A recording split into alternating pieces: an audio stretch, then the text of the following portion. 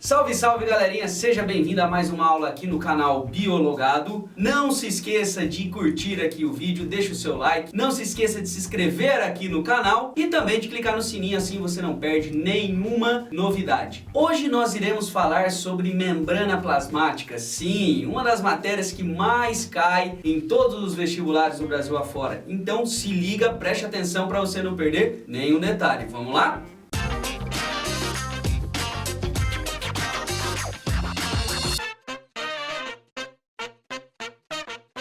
O modelo atual de membrana plasmática é conhecido como modelo do mosaico fluido. Ele foi desenvolvido por dois pesquisadores em 1972, o Singer e o Nicholson. Pessoal, neste modelo, como o nome já sugere, existem duas camadas, é uma bicamada fosfolipoproteica.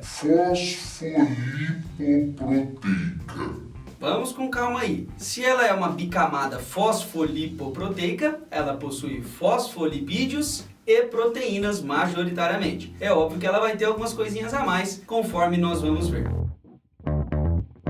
Antes de nós falarmos sobre a estrutura da membrana, nós precisamos compreender um pouco da principal estrutura que forma esta membrana, que são os famosos fosfolipídios. Basicamente são formados por duas áreas, uma cabeça polar e uma cauda apolar. Nós sabemos que tudo que é polar tem afinidade por água e tudo que é apolar tem receio de água, tem medo, entre aspas, de água. Óleo, por exemplo, é apolar, por isso que ele não se dissolve na água. Este é o fosfolipídio. E esta característica de ter uma região polar e uma região apolar torna ele uma molécula anfipática, com duas características distintas em uma mesma molécula. E é óbvio, como a membrana plasmática é formada basicamente de fosfolipídios, a membrana também vai ter uma parte polar e uma parte apolar. Os extremos da membrana são polares, hidrofílicos, ao passo que o meio da membrana é apolar, hidrofóbico. E entre estas caudas hidrofóbicas dos fosfolipídios, nós podemos encontrar muitas moléculas de colesterol.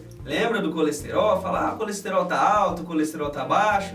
Então, o colesterol, ele tem uma importância muito grande para a manutenção da membrana plasmática. Quanto mais colesterol, mais rígida é a membrana. Quanto menos colesterol, mais fluida é a membrana. Outra coisa que você pode notar aqui na membrana plasmática é que nós possuímos muitas proteínas incrustadas, inseridas na membrana. E essas proteínas vão ter diversas funções dependendo de que célula nós estamos falando. Mas elas podem ser classificadas de acordo com o tipo de proteína.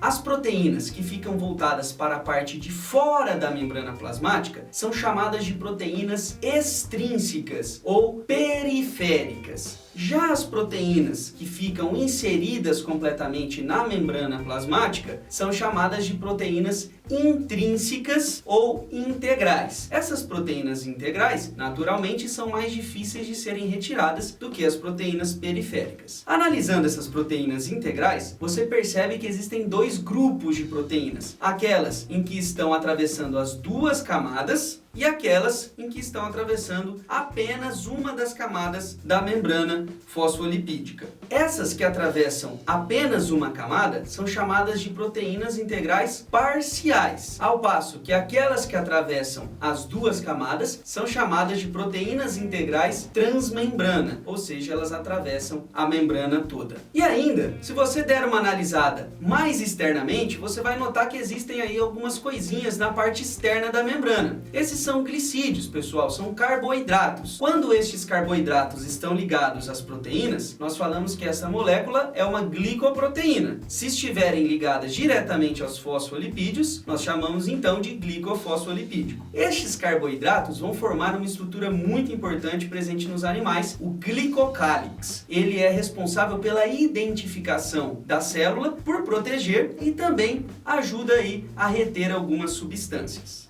Para compreender melhor como funciona a estrutura de uma membrana, vamos dar uma olhadinha nesta animação. A membrana plasmática é formada então pela bicamada fosfolipídica. E essa bicamada ela é extremamente flexível, como você pode observar no vídeo. Se você pressionar demais, as moléculas podem até se desestruturar, mas elas se reorganizam devido às suas afinidades estruturais. A parte do meio apolar e as cabeças polares hidrofílicas. Entre a parte apolar, nós temos diversas moléculas de colesterol e na parte externa, os carboidratos formando o glicocálix. Ainda assim, nós temos proteínas inseridas que têm várias funções, dentre elas receber sinais ou permitir e controlar a passagem de diversas substâncias do meio extra para o intracelular e vice-versa. Essas proteínas, elas conseguem se locomover na membrana plasmática, por isso que este modelo recebe o nome de mosaico fluido. Então perceba que as proteínas não são estáticas, elas se locomovem pela bicamada fosfolipídica. Então aí você consegue ter uma ideia tridimensional do que acontece na membrana plasmática. Como você pôde ver na animação, as proteínas têm a capacidade de se locomover entre a bicamada fosfolipídica.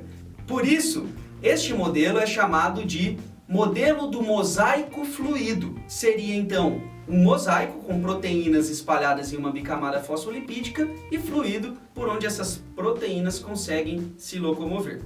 Agora que você já conhece um pouco mais sobre a estrutura da membrana plasmática, você vai conseguir compreender o porquê ela permite que algumas coisas passem e outras não. A esta característica nós chamamos de permeabilidade seletiva da membrana plasmática. Por ter a maior parte de sua estrutura apolar, substâncias apolares e pequenas tendem a se dissolver mais fácil pela membrana, então elas conseguem passar com certa facilidade. Dentre estas substâncias, nós podemos citar o CO2, o O2, o benzeno, são substâncias pequenas e apolares. Já substâncias polares sem carga conseguem também atravessar a membrana, mas com um pouquinho mais de dificuldade. São exemplos dessas substâncias: água, ureia e glicerol. Um outro grupo de moléculas que consegue atravessar a membrana, mas com certa dificuldade, é o grupo de grandes moléculas sem carga, como por exemplo a glicose e a própria sacarose. E por último, um grupo de substâncias que não consegue atravessar a membrana plasmática sem ajuda é o grupo das substâncias polares. Como a maior parte da membrana plasmática é apolar, essas substâncias que são polares não conseguem atravessar a membrana a não ser que tenham uma pequena ajudinha. Exemplos dessas substâncias são os diversos íons que nós encontramos dissolvidos aí no citoplasma e no material extracelular do corpo humano e de diversos outros animais e outros seres vivos.